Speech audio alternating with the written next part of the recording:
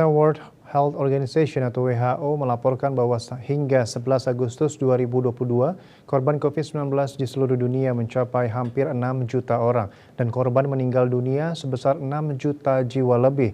Di Indonesia, Satuan Tugas atau Satgas Penanganan COVID-19 melaporkan hingga 11 Agustus 2022, total kasus COVID-19 sebesar 6 juta orang lebih. Jumlah total korban sembuh ada 6 juta orang lebih dan korban meninggal dunia sebesar 157.171 jiwa. Kenyataan ini menegaskan pernyataan Sekjen WHO, Tedros Adhanom Ghebreyesus, bahwa perjuangan melawan wabah COVID-19 masih jauh.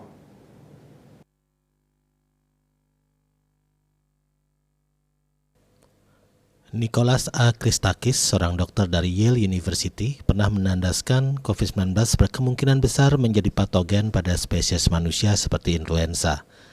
Selain mengandalkan vaksin, manusia perlu membiasakan diri dengan menjalankan protap tradisional yang dianjurkan seperti rajin mencuci tangan, menggunakan masker ketika keluar rumah, melakukan social distancing atau menjauhi kerumunan, dan menjaga imunitas tubuh.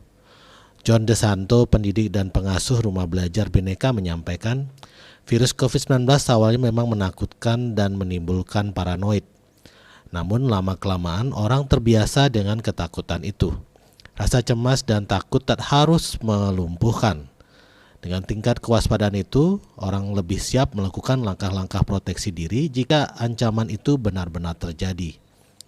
Selama wabah COVID ini, berbagai lembaga lintas sektoral bekerja sama baik di bidang kesehatan, dunia usaha, dan dunia pendidikan dalam menanggulangi wabah COVID-19.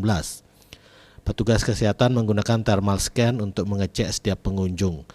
Pengunjung dengan suhu tubuh normal diberi penanda hijau, dan yang suhu tubuhnya tidak normal diberi tanda kuning.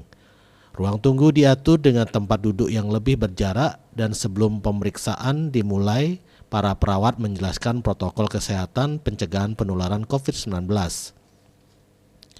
Di bidang usaha, nasabah mendapatkan relaksasi hingga kredit hingga Oktober 2020 melalui program restrukturisasi. Di bidang pendidikan, Kementerian Pendidikan dan Kebudayaan menyiapkan skenario belajar dari rumah hingga akhir 2020. Hal itu dilakukan sebagai antisipasi seandainya wabah corona belum berakhir hingga akhir tahun. Meski menghadapi banyak tantangan, krisis ini telah memberikan kesempatan untuk terus belajar, terus maju sambil menyesuaikan diri dengan tuntutan keadaan. Bagi Indonesia, mencegah kasus dan kematian baru jauh lebih penting karena dikaitkan dengan sistem kesehatan. Bagaimanapun, perang melawan pandemi COVID-19 belum usai. Ancaman resesi ekonomi akibat perang Rusia-Ukraina yang menambah rumitnya persoalan. Hal yang terpenting ke depannya adalah membangun kesadaran untuk hidup dalam krisis yang datang secara tak terduga. Falsafah vivere in periculoso, hidup dengan krisis hendaknya menjadi bagian dari proses pembentukan generasi muda. Bali Pos melaporkan.